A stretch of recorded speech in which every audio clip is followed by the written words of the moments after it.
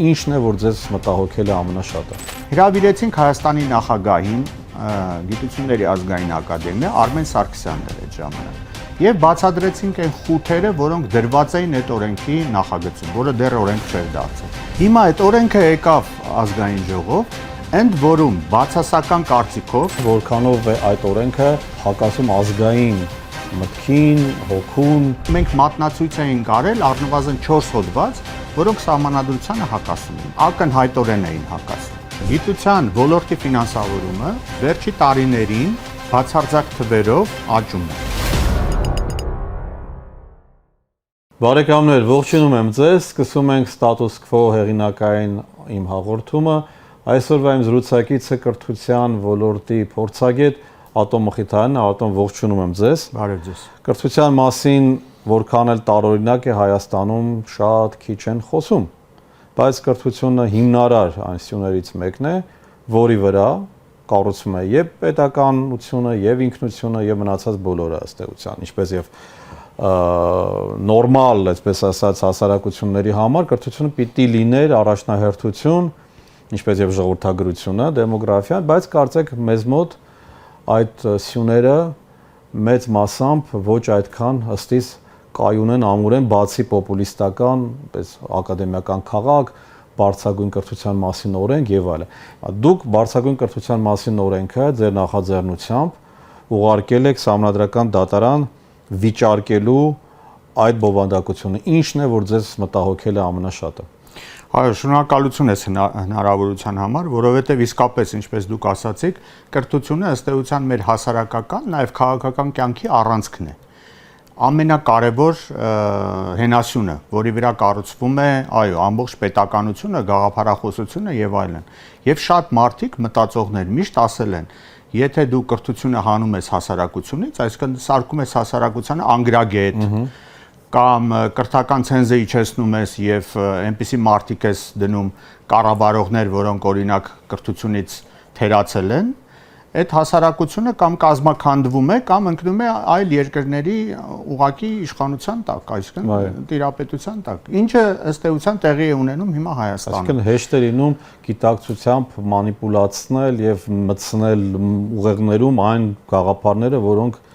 ընդհանրենք ձեռնտու են մեր թշնամիներին, մեր հակառակորդներին։ Այո, դուք իրավացի եք, շատ հեշտ է լինում եւ դրանից հետո էլ հեշտ է լինում տարբեր բառերով վախեցնել, օրինակ հիբրիդային, չէ՞, հիմա շատերը հիբրիդային պատերազմներ, հիբրիդային սպառնալիքներ, հարձակումներ, ուրեմն բոլոր մեր հեռուստադիտողներին ուզում եմ ասել, որ հիբրիդային մենք շատ օգտագործում ենք հենց կրթության մեջ այդ բառը, որը ընդհանրապես վախենալու չի, եւ հիբրիդային կրթություն ասելով մենք հասկանում ենք սովորական կրթությունը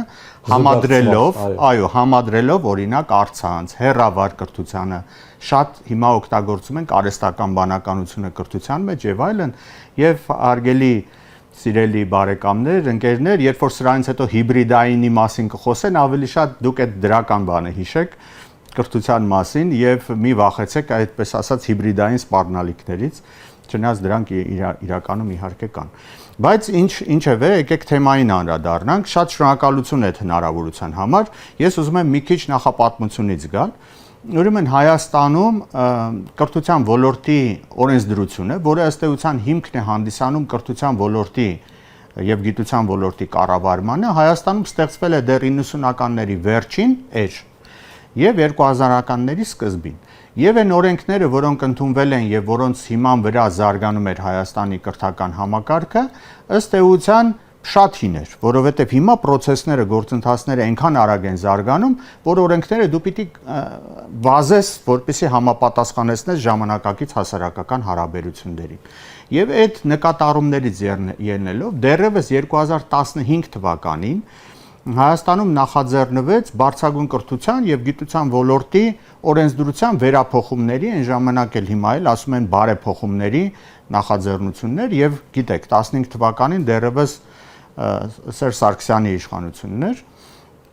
եւ այդ ժամանակվանից ուրեմն այդ օրենքի նախագիծ մշակվեց, որը բերվեց ազգային ժողով, լսումներ եղան եւ ձեր խոնարհ ծառան օրինակ այդ օրենքի նախագծին դեմ դուրս եկավ, ինչպես նաեւ այսօրվա օրինակ իշխանության մեջ գտնվող շատ մարդիկ, որովհետեւ այնտեղ ավելի խստացվում էր քաղաքական ազդեցությունը կրթության վրա, որը հիբրիդային սպառնալիքներից մեկն է։ Երբ որ քաղաքականությունը ազդում է կրթության վրա, դու ցանկացած ժամանակ կարող ես կրթությունը ճկել ես կողմ, ճկել են կողմ, այսինքն հարմարեցնել օրվա քաղաքական իշխանությանը, որին մենք դեմ դուրս եկանք այսօրվա իշխանավորների հետ, եւ այդ օրենքը ընդհանրապես չմտավ էլ ազգային ժողով։ Հետո հայտնի իրադարձությունները տեղի ունեցան, Հայաստանում իշխանությունը փոխվեց եւ օրենքի վերափոխված, վերախմբագրված տարբերակը նորից եկավ ազգային ժողով։ Այդ օրենքը ընդունվեց։ Երկար քննարկումներից հետո 2021 թվականին ընդունվեց օրենքը եւ գիտեք, ազգային ժողովը երբ որ ընդունում է օրենքը, նա դրանից հետո պիտի նախագահը ստորագրի, որպեսզի օրենքը մտնի ուժի մեջ եւ սկսի գործել։ Ուրեմն մինչև նախագահը կստորագրեր, ուներ 21 օր ժամկետ։ Այդ ժամանակ մենք, այդ թվում նաև ես, որպես Գիտությունների ազգային ակադեմիայի աշխատակից, Գիտակրթական միջազգային կենտրոնի դեկան, հրավիրեցինք Հայաստանի նախագահին,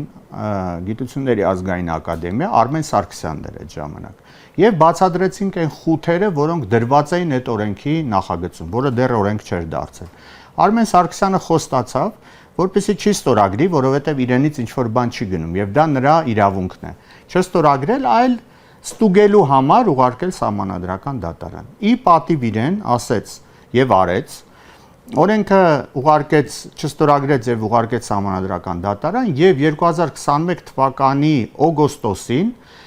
օրենքը 2 հոդվածով ճանաչվեց Սահմանադրությանը հակասող։ Այսինքն օրենքը չմտավ ուժի մեջ։ Եվ քանի որ Սահմանադրական դատարանը արդեն որոշումը կայացրեց եւ դա վերջնական էր, օրենքը հետ գնաց ազգային ժողով, ազգային ժողովից հետ գնաց կառավարություն, որովհետեւ կառավարությունն էր նախաձեռնողը, եւ համապատասխան նախարարություն, որպեսզի վերամշակվի, վերափոխվի։ Դրանից անցավ 4 տարի։ Օրենքը ավելի վատացավ, այն ինչ որ մենք ունեինք 2021 թվականին, որովհետև այստեղ առաջացան նաև օրվա իշխանությունների ռուսերեն բառկա կապրիս, հայերեն դրան ասում են քմահաճույքները, օրինակ, ակադեմիական քաղաքի մասին առանձին հոդված օրենքում։ Ավելի վատ օրենքը եկավ ազգային ժողով, եւ քանի որ գիտեք հիմա ազգային ժողովը ինչպես է օրենքները ընդունում, մեկ զանգով Նախկինում ասում են դակող են աշխատում, հիմա շարունակում են լավագույն ավանդույթը։ Այո։ Այստեղ մի քիչ շեղվելով ասեմ, որ ներկա գործող ազգային ժողովի ընդունած օրենքների շուրջ 90%-ը նախաձեռնել է կառավարությունը։ Եվ 60-ից ավելի падգամավոր որևէ նախաձեռնություն 5 տարին արդեն լրանում է։ Որևէ օրենսդրական նախաձեռնություն չի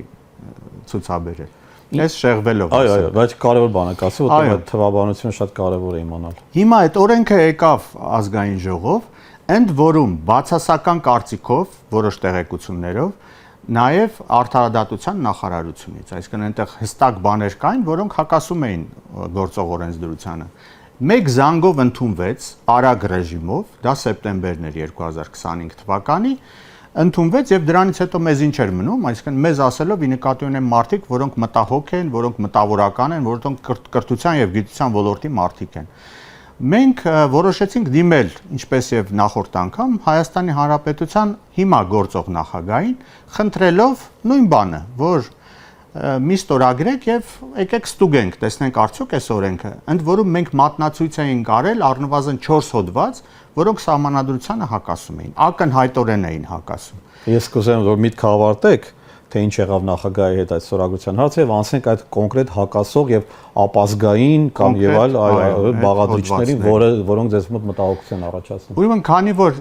նախագահին դիմեցինք ոչ թե սովորական նամակով, այլ հանրագրով, սա էլ է կարևոր, որովհետև դրան անպայման պետք է պատասխան տան եւ սահմանված ժամկետ կա, մեզ 5 օր հետո պատասխան եկավ նախագահի աշխատակազմից, որ ձեր դիմումը ընդունված է, հանրագիրը, որը ստորագրել էին մի շարք գիտնականներ, գիտական աստիճան ունեցող դասախոսներ, ուրեմն ձեր դիմումը ընդունված է եւ ուղարկված է նախագահի աշխատակազմի իրավաբանական վարչություն, որպեսզի նրանք նայեն արդյոք մեր մատնացույց արած հոդվածները հակասում են Սահմանադրությանը, թե չէ։ Ասենք դե լավ է, շատ լավ է։ Դրանից անցավ եւս 1 շաբաթ, ուրեմն Հայաստանի Հանրապետության նախագահան ստորագրեց օրենքը։ Եվ դրանից էլ անցավ եւս 1 շաբաթ, եւ մենք գրավոր պատասխան ստացանք մեր հանրագրին,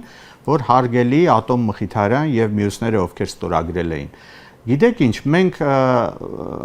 քննարկեցինք այն ձեր առաջարկը, ձեր հանրագիրը, բայց ուզում ենք ձեզ տեղեկացնենք, որ Հայաստանի նախագահան արդեն ստորագրել է օրենքը։ Եվ ես ուղղակի բացահայտեցիք։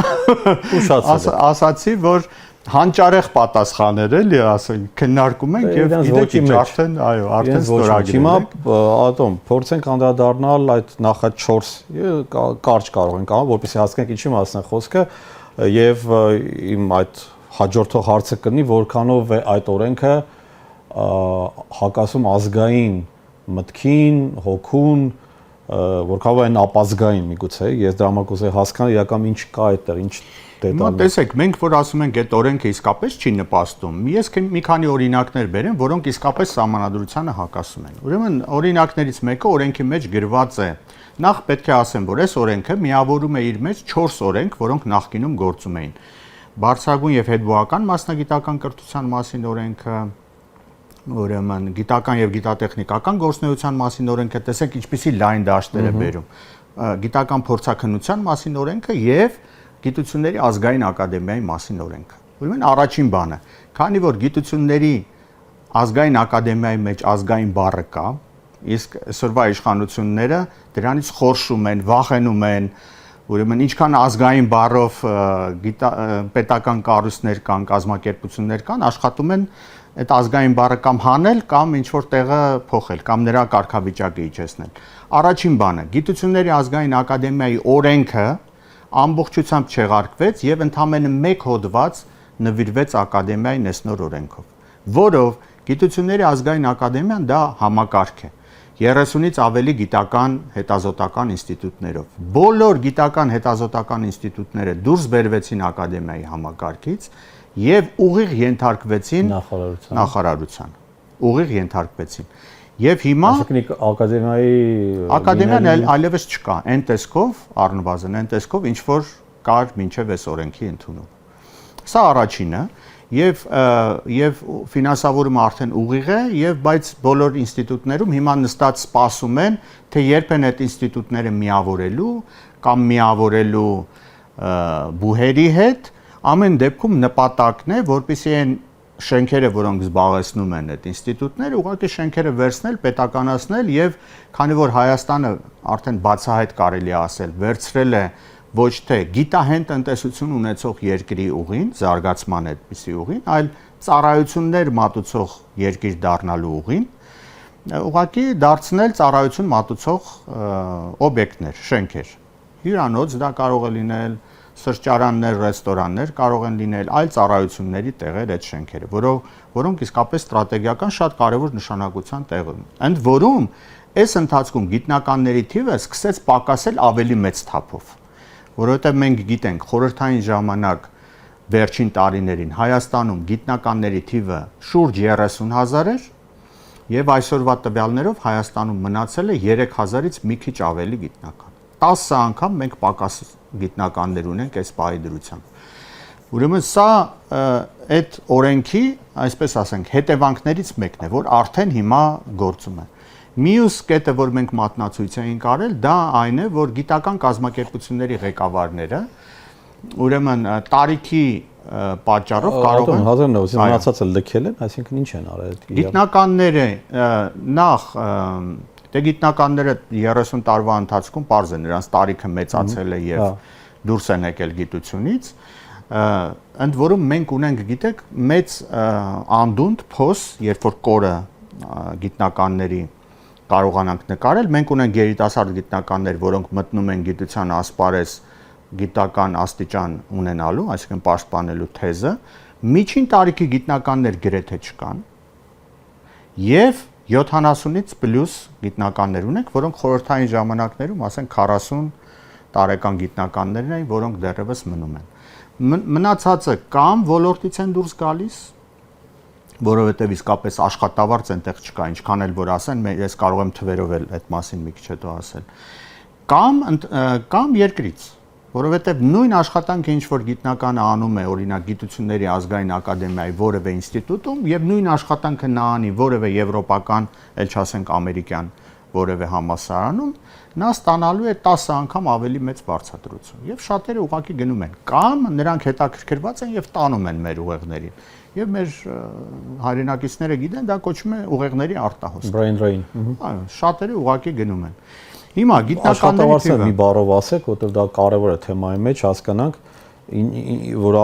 նկատի ունեք, որ իհարկե խոսում է այն մասին, որ աշխատավարձներ են բարձրացում, անդադ կտեսնենք, որ կառավարությունը ամենտեղ թմկահարում է, շփորը հարում է, տեսեք, մենք ինչեր ենք անում, բայց իրականությունը ինչպիսին է։ Իրականությունը հետևյալն է, ուրեմն գիտության ոլորտի ֆինանսավորումը վերջի տարիներին բացարձակ թվերով աճում է։ Աճել է ներողություն, բացի 26 թվականից։ 25 թվականի համեմատությամբ գիտության բյուջեն պակասել է 26 թվականին 25-ի համեմատությամբ 14%-ով։ Ուրեմն ֆինանսավորումը կազմում է Հայաստանի համախառն ներքին արդյունքի 0.28%-ից 0.35%-ը։ Այսինքն իբր թե աճել է, չէ՞, այլ երկրներում բացարձակ թվերով դա իրականում հնայի նկատմամբ նույնիսկ պակասել է, որովհետև հնան ավելի մեծ արագությամբ է աճում, քան թե գիտության ֆինանսավորումը։ Նույն թվերը եվրոպական երկրներում, ընդ որում արևելյան Եվրոպայի երկրներում, համախառն ներքին արդյունքի հետ համեմատած գիտության եւ ինովացիաների ֆինանսավորումը կազմում է առնվազն 2.5%։ Տվյալ երկրների հնան 10 անգամ ավել։ Այո, ընդ որում նրանց հնան պատկերացրեք ինչքան մեծ է։ Իսկ Վրաստանին ինչ որ կան, գիտեք։ Իսկ այնպիսի երկրներ, Վրաստանինը մեզնից բարձր է, հիմա կասեմ։ Իսկ այնպիսի երկրներ, ինչպիսին օրինակ Իսրայելն է կամ Հարավային Կորեան, հասնում է մինչև 7% հնայի։ Առնվազն 4.5% է եղել վերջին 5 տարիների ընթացքում միջին թիվը։ Եվ համեմատեք նրանց հնան եւ Հայաստանի հնան։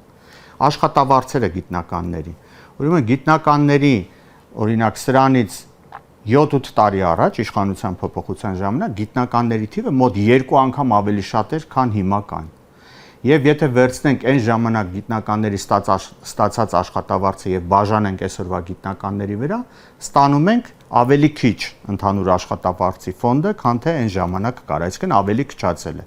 Իհարկե բացարձակ թվերով կոնկրետ գիտնականներ կան, որ ստանում են ամենաբարձրը ուշադրություն 500,000 դրամ։ Ամենաբարձրով թե առանց հարկերի։ Առանց հարկերի, դրանից ինքը հարկեր պիտի տա եւ 400,000-ի կարգի աշխատավարձ կարող է ստանալ։ Հարկերով 500,000, այսինքն դեռ չհանած։ Այո։ Դա ամենաբարձր աշխատավարձն է, որ գիտնականները կան, բայց գիտնականների շատ մասը կես դրույք է աշխատում։ Որտեղ ուրիշ տեղ է պիտի աշխատի։ Այո, գիտնականները դասավանդում են միաժամանակ եւ նրանց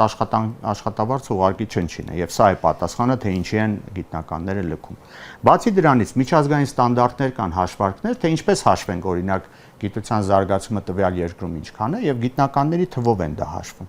1 միլիոն բնակչին հասնող գիտնականների թվով։ Հայաստանում այդ թիվը 1 միլիոն բնակչի հաշվով 1004 գիտնական է։ Նույն թիվը քիչ առաջ ասացինք, ուրեմն Ադրբեջանում 1680 է 1 միլիոն բնակչի հաշվով։ Վրաստանում 1750 է։ Թուրքիայում 2400 է։ Ռուսաստանում 3000-ից շատ է, 4500 Միացյալ Նահանգներում է։ Իսկ այնպիսի երկրներ ինչպիսին են օրինակ հյուսիսային կամ արևմտյան Եվրոպայի երկրները հասնում են մինչև 8000-ի։ Ուղղակի հիշեցնեմ, որ Հայաստանի բնակչությունը վերջին 30 տարվա ընթացքում մոտավորապես նույնն է մնացել, մի քիչ պակասել է, եւ եթե 30,000 գիտնականի հաշվարկով մենք հաշվենք, ստացվում է, որ խորհրդային վերջին տարիներին Հայաստանը առաջատար դիրքեր էր գրավում գիտնականների թվով։ Շատերը կասեն գիտնականների թիվը ինչ կարևոր է, չէ՞, լավ է լավ գիտնականներ ունենալ։ Ուրեմն նրանց պատասխանը իմ հետևյալն է։ Ուրեմն այդ գնացեք եւ ուսումնասիրեք նորմալ կամ այսպես ասած Գաուսի բաշխումը, որը ենթադրում է մոտավորապես այսպիսի կոր։ Գիտնականների թիվը, ուրեմն եթե դու պակասեցնում ես, կորը ընդհանուր պակասում է։ Այստեղ լավ գիտնականներն են, այստեղ վատ գիտնականներն են։ Դու չես կարող վատ գիտնականներին հանել եւ կորը ունենա այսպիսի տեսք օրինակ։ Կորը միշտ նույն ձևի է, բաշխումը հավասարաչափ է լինում, Գաուսի բաշխումը։ Այսինքն եթե դու վատ գիտնականներին հանում ես, այսինքն գիտնականների թիվը պակասեցնում ես, կորը ընդհանուր պակասում է եւ լավ գիտնականների թիվը եւս պակասում է։ Այսինքն պետք է Հայաստանին հետազոտությունները ցույց են տալիս, որ պետք է ունենա առնվազն 7000, դա նվազագույնն է, թիվն է, որպեսզի կարողանա ինքը իրեն վերարտադրել, այսինքն կադրեր պատրաստեն, հաջորդ սերունդը գա եւ այլն։ Իսկ Հայաստանում ունենք դրանից ավելի քան 2 անգամ ավելի քիչ գիտնականներ։ Ատոմ, քանի որ ժամանակ կներեք էլի, եթե կարող կարճ, որտեղ երևս երկու կարճ հարց։ Ես կարճ ասեմ, թե ինչ եղավ այն օրենքի հետ նաև։ Ինչ եղավ։ Քանի որ այս ամեն ինչից հետո ամեն դեպքում մենք պայքարը շարունակելու ենք եւ շարունակեցինք, մենք դիմեցինք մեր ընդդիմադիր գործիչներին, որոնք ազգային ժողովում են, որովհետեւ սահմանադրությունը եւ օրենքները Հայաստանի թույլ է տալիս պատգամավորների առնվազն 1/5-ով դիմել սահմանադրական դատարան ցանկացած օրենքի սահմանադրականությունը ճշտելու համար։ Մենք անցած շաբաթ Հայաստան Դաշինքի պատգամավորների հետ համագործակցությամբ նվազագույն ստորագրություններից էլ մի բան էլ ավել, ստորագրություններով օրենքը ուղարկել ենք սահմանադրական դատարան, մատնացույց անելով իմ ասած կետերը, որպեսզի սահմանադրական դատարանը քննության առնի եւ վստահ եմ, որտեղ կա նաեւ նախադեպ վստահ եմ այդ օրենքը ուժը կորցրած է ճանաչելու։ Ատոմ, 3 հարց ունեմ, կարճ հարցեր են, կարող եք ուղղակի այդպես շատ հակիրճ պատասխանել։ Նախ, ինչ վիճակում է հիմա այսպես կոչված կրթության նորաձև նախաձեռնությունը։ Կրթությունը նորաձև է, շատ վատ վախճան ունեցավ։ Ունեցավ վախճան, հա, չի շարունակվում ինքը։ Շատ վատ վախճան ունեցավ, որովհետև պարզվեց, որ նորաձև կրթությունը բերում է բաժանությունների։ Կրթությունը եւ նորաձևը բաժանվեցին։ Լավ, երկրորդ հարցը վերաբերում է ակադեմիական քաղաքին։ Դա ինչ վիճակում է այդ նախագիծը, որը նաեւ ասում եք ներառված է այդ Չարաբասիկ օրենքում։ Չնայած, այո, դուք իրավացի եք, չնայած այդ մասին արդեն կա այս ընդունված օրենքում առանձին հոդված ակադեմիական քաղաքի մասին եւ մի հակասահմանադրական կետն էլ վերաբերում է հենց դրա, որովհետև այդ օրենքով արգելվում է որևէ բուհին, որևէ ենթակառուցվածք ստեղծել ակադեմիական քաղաքից դուրս։ Եվ դա ակնհայտ սահմանադրությանը հակասող է։ Ակադեմիական քաղաքի վերաբերյալ կա ուրեմն արդեն 3-րդ տարին գործող ակադեմիական քաղաք հիմնադրամը, որը պետական բյուջեից մեծ գումարներ է ստանում։ Միայն անցած տարի ուրեմն այդ աշխատավարձի պահպանման ծախսերի վրա ծախսել է այդ հիմնադրամը 1.9 միլիոն դոլար եւ 1.5 միլիոն դոլարի պայմանագրեր է կնքել նախագծերի մնացած բաների վերաբերյալ, բայց եթե դուք գնաք այն վայրը, որտեղ լինելու է այդ ակադեմիական քաղաքը, նույն ձևի անապատ է, նույնիսկ ավելի վատ, քան թե կար։ Այսինքն ոչ մի բան չի արվում, բայց գումարների ծախսելու տեսակետից շատ լավ է։ Երրորդ հարցը վերաբերում է ամերիկյան Nvidia ընկերությանը, որը կես միլիարդի ներդրում կարծեք պիտի անի, որպեսզի Հայաստանում ստեղծվի արհեստական բանականության կենտրոն, ճիշտն ասած, եթե լիներ տարիներ առաջ, ես այդ բոլոր արտահայտությունները, բառերը իրար շատ լավ կկպցնեի։ Հիմա մի փոքր չեմ կարող կպցնել այդ 3-4 բառակապակցությունները, Nvidia 500 միլիոն, Հայաստան, արհեստական բանականության կենտրոն եւ նախագիծ, որը կարող է գործել։ Ինչ փուլում է դա։ Գիտեք, օրինակ, երբ որ առաջին անգամ սկսեցին խոսել ակադեմիական քաղաքի մասին, որպես գաղափար բոլորը ընդունում են, որ դա շատ լավն է եւ հիմա էլ ես ընդունում եմ, ուղղակի այսօրվա իշխանությունները այդ լավ գաղափարները կարող են վերցնել, ինչպես ակադեմիական քաղաքի մասին գաղափարն է, եւ արժեզրկել այնքան, որ հաջորդ եկող իշխանությունը սրանից 2 ամիս հետո, նույնիսկ եթե փորձի այդ գաղափարները կյանքի կոչել, այսինքն բայց հասարակական տրամադրությունները արդեն այն չեն լինի, որովհետև նախատրամադրվածություն կա։ Նույն բանը մտածում եմ, որ այս նախագծի վերաբերյալ է լինելու գաղափարը իհարկե։ Ասում եմ, որ արդեն սկսել են շինարարությունը, ինչ որ արդեն ներդրումներ են արվում, դա այդպես է։ Ուղղակի պետք է ասել նաև, որ դեռ որևէ բան արված չի իհարկե, նաև պետք է հասկանալ, որ այդպիսի լավ ժամանակակից օրինակ, ինչ որ ենթակառուցվածքներ ունենալու համար նախ պետք է ունենալ լավ կրթություն եւ գիտություն։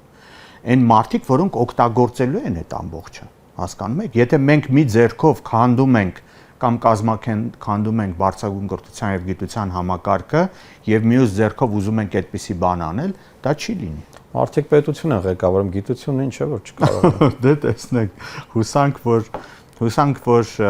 այո, այդպիսի բաներ կլինեն, մեծ ներդրումներ Հայաստանում կլինի, բայց այն իշխանությունների օրոք, որոնք կհասկանան, որոնք որոշակի հետագիծ կունենան այդ ոլորտում, որոնք համապատասխան կապեր կունենան արտասահմանում եւ կօգտագործեն նաեւ հայկական սփյուռքի պոտենցիալը, որը հիմա մեծ սեպ է խրված Հայաստանի եւ Սփյուռքի միջև եւ դա բնավ չի նպաստում այդպիսի նախագծերի իրականացմանը։ Վերջին դիտարկումը կուզեի լսել ձեզնից կարճ որքան հնարավոր է ձեր խոսքում դուք ակնարկեցիք որ 2 ամսից այլ իշխանություն է լինելու ես ճիշտ եմ լսել Այո ես վստահ եմ որովհետև մեր ժողովուրդը մարդիկ որոնք ընտրելու են վստահ են որ ունեն դեռևս այն ազգային մտածողությունը եւ դա ցույց է տալիս մեր ուսուցիչները իրենց տքնաջան աշխատանքով ունեն այն կամքը որ կկարողանան շատ հեշտ թափանցիկ ժողովրդավարական մեթոդներով ընտրել այնպիսի իշխանություն, որին իրենք արժանի են։ Ես վստահ եմ, որ այդ իշխանությունները լինելու են ազգային իշխանություններ։ Ատոմ շատ շնորհակալ եմ։ Շնորհակալություն։ Բարեկամներ, ձեզ եւս շնորհակալություն։ Հիշեցնեմ, որ հյուրընկալել էինք կրթության ոլորտի փորձագետ Ատոմ Մխիթարյանին։ Մնացեք Եվրամեդիա 24-ի եթերում, հաջողություն ձեզ։